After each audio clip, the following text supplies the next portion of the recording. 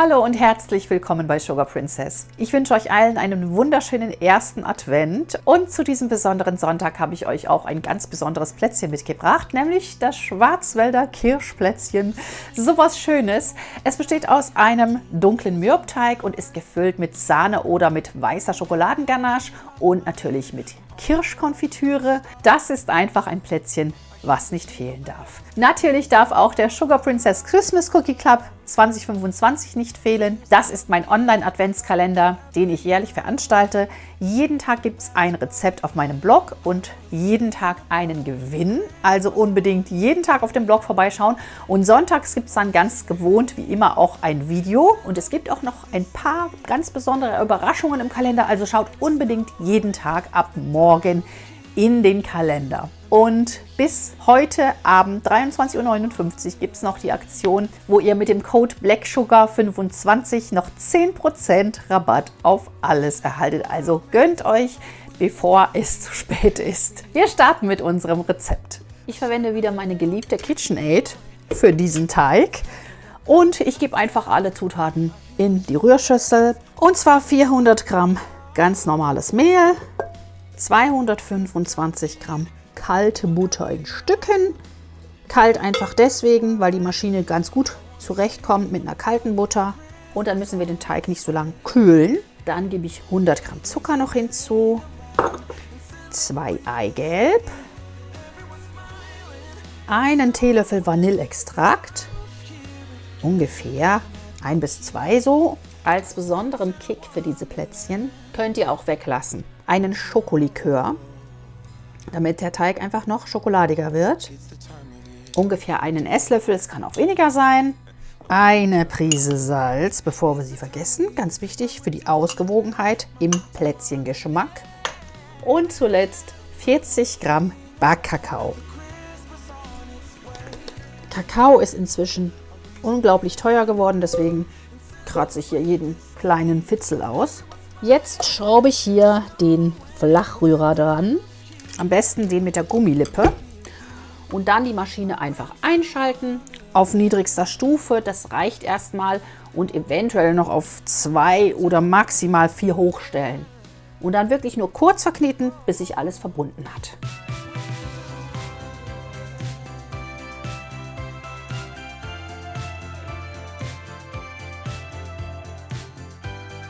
Und jetzt nehme ich ihn einfach raus und knete ihn noch einmal mit der Hand kurz durch. Und dann muss er einfach am besten 1 Stunde, gerne auch über Nacht, in den Kühlschrank. Und dann können wir ihn weiterverarbeiten. Ich glaube, ich lasse ihn noch mal ganz kurz kneten.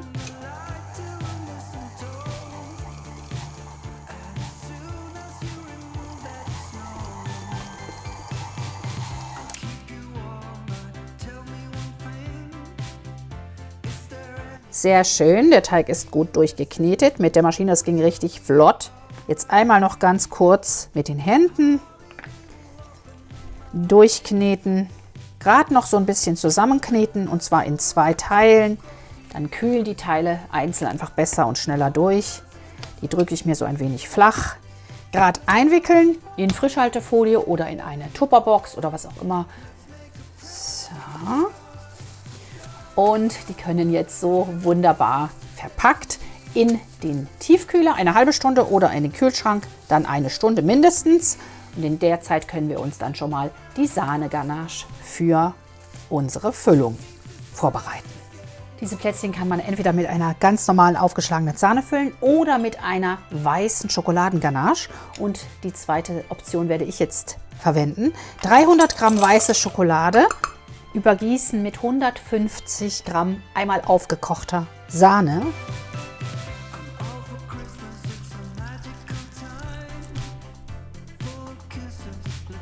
Gerade kurz ein bisschen stehen lassen. Wir können auch noch etwas Vanilleextrakt hinzufügen, wenn wir das wollen. 1 Teelöffel ungefähr. Macht noch einen schöneren Geschmack. Und da es ja ein Schwarzwälder Kirschtörtchen ist, werde ich jetzt hier etwas Kirschschnaps, schaut euch das mal an, 40% vom 8.11.2004 hinzufügen. Das ist noch ein Schnaps von unserer Omi und der wird diese Plätzchen so richtig verfeinern. Einen Esslöffel gebe ich gleich noch dazu, wenn ich verrührt habe. Es schmilzt schon gut. Ich rühre jetzt einfach schon mal. Eine Ganache wird nur gerührt, nicht geschlagen erstmal, bis sich alles verbunden hat. Und dann muss man sie komplett auskühlen lassen. Das geht natürlich am besten über Nacht, dann ist man ganz sicher, bis sie wirklich kalt ist und sich dann auch gut aufschlagen lässt. Denn wir wollen sie ja sozusagen wie eine geschlagene Sahne in die Plätzchen geben. Und wenn euch die Farbe zu gelblich ist, das liegt natürlich an der weißen Schokolade, die immer nicht so ganz weiß ist, sondern eben eher gelblich, dann könnt ihr noch etwas weiße Lebensmittelfarbe hinzufügen oder später beim Aufschlagen noch einen Teil Schlagsahne hinzugeben. Dann wird die Mischung auch wieder heller. Eine wunderschöne Ganache ist entstanden. Diese darf jetzt am besten über Nacht auskühlen. Die kann man auch gut am Vortag vorbereiten, genauso wie den Teig. Also dann hat man etwas Zeit gespart. Nach der Kühlzeit können wir den Teig dann ausrollen auf wenig Mehl. Ich habe hier 2 verschiedene Ausstecher für den Teig. Das eine ist ein Linzer Ausstecher mit einem Herzchen, den man einfach so dann umdreht am Schluss. Und das andere ist ein Blüthner Ausstecher, zu dem ich dann diesen Mittelausstecher kombinieren werde. Der hier hat 6 cm Durchmesser, das Mittelteil hat 3 und dieser hier ist etwas kleiner, der hat 5 cm Durchmesser und das Mittelteil, also das Mittelherz, ja, hat so ungefähr 1,5 bis 2 cm. Den Teig erstmal nach der Kühlzeit so ein bisschen geschmeidig kneten, nochmal einmal kurz durchkneten. Sonst kann man ihn schlecht ausrollen, dann ist er noch so brüchig. Jetzt hat er sich schön verbunden. Am besten in einzelnen Teilen, dann geht es einfacher. Duftet super nach dem Schokolikör. Und hier brauchen wir jetzt ganz wenig Mehl. Nur so ein Hauch und ein Hauch auf dem Rollholz.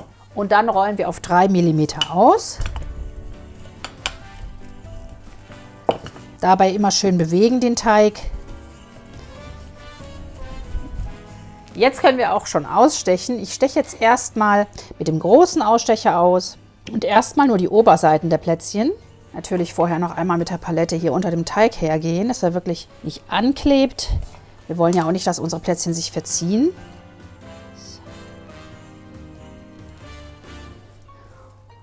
Und aufs Blech legen. Ich habe mein Blech hier wieder mit meinen Back-Silikonmatten ausgelegt. Das ist das Sugar Princess Backblech. Wunderbar mit Wellenlochung. Da bäckt euer Gargut auf jeden Fall wunderbar und gleichmäßig durch. Kann ich nur empfehlen. Ist was für die Ewigkeit. Definitiv. Das könnt ihr noch euren Kindern und Enkelkindern vererben. So eine hervorragende Qualität hat dieses Blech. Und ich backe jetzt erstmal nur die Unterseiten der Plätzchen, weil die Oberseiten durch das Loch eine etwas andere, kürzere Backzeit haben, natürlich. Und im Hintergrund heizt auch mein Ofen schon vor. Auf 160 Grad Umluft oder 170, 175 Grad Ober-Unterhitze. Und so sieht dann so eine Oberseite aus. Die können wir dann gleich auf ein anderes und zweites Blech legen. Und ich zeige auch nochmal den anderen Ausstecher, den etwas kleineren. Das funktioniert im Prinzip genauso. Erstmal die Unterseiten und dann ein zweites Plätzchen mit der Oberseite. Und da würde man jetzt eben einfach hingehen und hier gucken, dass man möglichst die Mitte trifft. Und die Mitte ausstechen und dann hat man ein wunderschönes Herzplätzchen. So sieht jetzt mein erstes Blech mit den Unterseiten der Plätzchen aus. Und das werde ich jetzt bei 160 Grad Umluft oder 175 Grad Ober-Unterhitze für etwa 10 bis 12 Minuten backen. Los geht's! So wunderhübsch sehen jetzt alle meine Plätzchen schon auf dem Abkühlgitter aus. Hier die größeren und hier die mit dem Herzchen, die kleineren mit dem Linzer Ausstecher gemachten. Also da könnt ihr euch entscheiden, welche ihr schöner findet. Schwieriger zu bearbeiten sind natürlich diese, denn wir wollen die ja auch noch füllen. Und da wird das Ganze so ein bisschen friemelig. Bei den größeren ist das dann einfacher, also vielleicht könnt ihr euch da so ein bisschen orientieren. Das erste, was wir jetzt machen müssen, ist natürlich die Oberseiten mit Schokolade überziehen und dann eben entsprechend dekorieren, wie wir es wollen. Und das nächste, was wir machen, ist dann die umgedrehte Unterseite zu füllen mit unserer Sahne-Ganache. Dann setzen wir das Ganze zusammen und füllen noch die Mitte mit der erhitzten Kirschkonfitüre. Und dann ist das Plätzchen fertig. So, Zartbitterglasur wird geschmolzen. Bitte immer schön bewegen beim Schmelzen. Und wenn alles gut glatt gerührt ist, Dann können wir hier auf Warm stellen. Das hält dann unsere Schokolade einfach in der Temperatur, die wir haben wollen, zum Glasieren. Und hier nebendran habe ich jetzt, ich zeige es euch mal gerade, ein paar Streusel hingestellt. Weiße, goldene, silberne, dann hier so Weihnachtsstreusel mit verschiedenen Motiven. Elche, Tannenbäumchen und Kugeln. Und dann habe ich hier noch dunkle Zartbitterraspel und weiße Zartbitterraspel. Fangen wir mal mit den großen Plätzchen an. Gerade kurz die Oberseite eintunken, vorsichtig. Und abtropfen. Kommen Sie hier hin. Da lasse ich sie ein bisschen anziehen und dann dekoriere ich gleich die ersten 4. Ich mache immer erst 4 und dann dekoriere ich.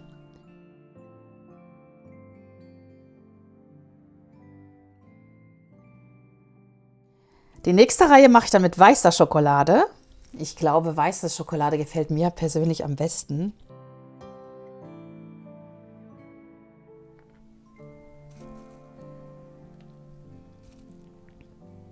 So, das sind erstmal unsere weißen Plätzchen. Jetzt wollen wir natürlich auch noch ein paar Plätzchen mit Streuseln machen für die Kinder.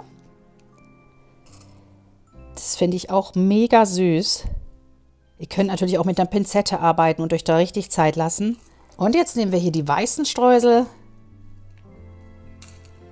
Finde ich auch super schön. Ich mag den Kontrast eigentlich fast lieber als nur schwarz. So werde ich natürlich jetzt auch noch die Herzen herrichten.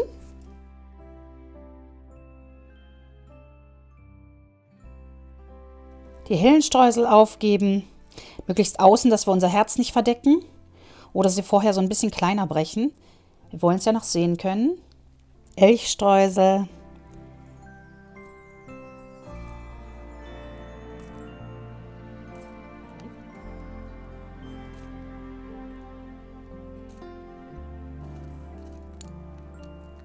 Wenn sie alle angetrocknet sind und fertig gemacht sind, ziehe ich sie schön von der Unterlage ab. Und ihr seht, es geht ganz leicht.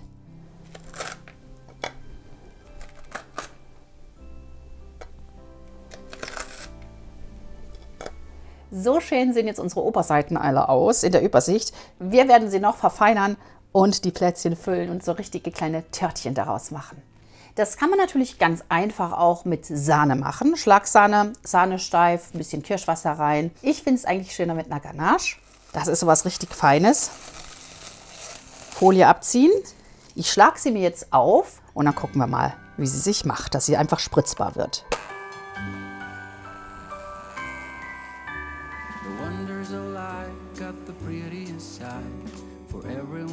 Ja, die ist auf jeden Fall super. Ich gebe jetzt noch das Kirschwasser hinzu, weil das muss für mich einfach sein, bei einem Schwarzwälder Kirschplätzchen. So ungefähr einen Esslöffel von unserem geliebten Omis Kirschwasser.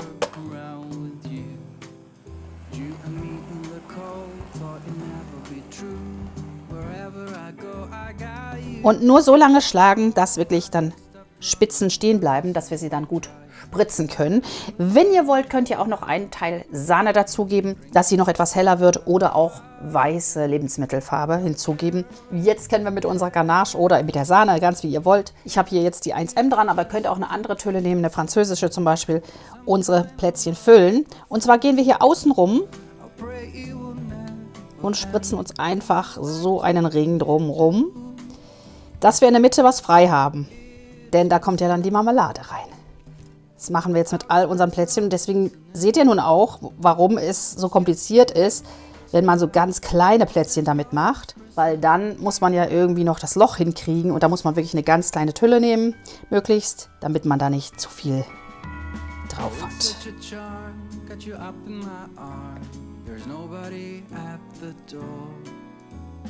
You said I wish this will never be over. Darling, it's time for your present. Come over here. Ich glaube, eine französische Sternhülle, das würde auch super aussehen. Bei den anderen muss ich sowieso eine andere Tülle verwenden.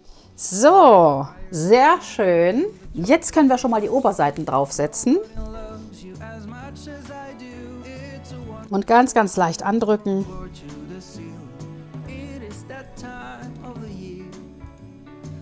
Und natürlich auch die weißen. Also ich glaube fast, mir gefällt das mit dem Weiß noch besser. Es ist noch mehr Kontrast einfach im ganzen Plätzchen. Aber da müsst ihr natürlich schauen, was euch am liebsten ist. Jetzt mal noch die Elche. Super süß. Die finde ich ja richtig klasse. Die sehen aus wie kleine schwedische Plätzchen. So, ich habe jetzt die Tülle gewechselt. Und zwar ist es jetzt eine kleine Sterntülle für die kleinen Plätzchen. Es ist eine eher, ja, geht Richtung französische Tülle. Da geht es ein bisschen einfacher, finde ich. Also ich würde euch die 1M jetzt hier ausnahmsweise mal nicht empfehlen, sondern nehmt da wirklich eher so eine Tülle Richtung französische Tülle. Wunderschön sieht's aus.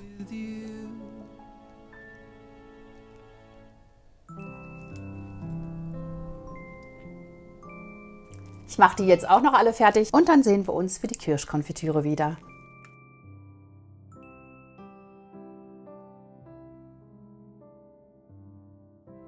Lasst uns die schönen Plätzchen füllen. Ich habe jetzt hier eine Sauerkirschkonfitüre und die könnt ihr jetzt noch durch ein Sieb streichen. Da sind nämlich tatsächlich auch Sauerkirschen drin, aber ich finde es dann leckerer, wenn sie noch mit dabei sind. Deswegen fülle ich jetzt mit dem Löffelchen. Wenn ihr sie durch ein Sieb passiert oder eben sie noch püriert, dann könnt ihr sie auch mit dem Spritzbeutel natürlich in die Plätzchen geben. Aber ich denke, auch so wird es ganz gut gehen. Einfach bis das Herz dann sozusagen zu sehen ist bei den Herzplätzchen und bei den anderen bis eben die Rundung gut zu sehen ist. Wenn man einmal den Dreh raus hat, geht es auch relativ leicht. Ja, das mache ich jetzt auch mit den großen Plätzchen. Ich kann es ja vielleicht noch in 1, 2 Stücken mal zeigen, denn die haben jetzt richtig viel Platz. Ihr seht es hier und dann kann man richtig viel schöne Kirsche reinfüllen. Das ist dann wirklich ein echtes Törtchen.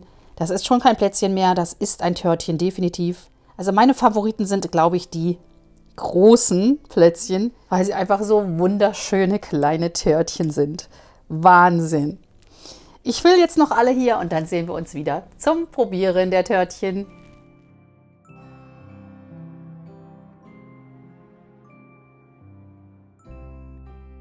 So, meine Lieben, ich habe 42 Plätzchen rausbekommen. Es werden natürlich noch mehr sein, wenn ihr alle klein macht und weniger, wenn ihr alle groß macht. Ich nehme mal gleich ein großes Plätzchen. Hier sind die ganzen kleinen. Ich zeige sie euch nochmal. Alle auf einem Teller. Wunderschön. Hier nehme ich gleich das schöne weiße Plätzchen. Finde ich richtig toll. Es hat einen schönen Kontrast. Aber ich mag alle gern. Auch die mit den Elchen. Also los geht's.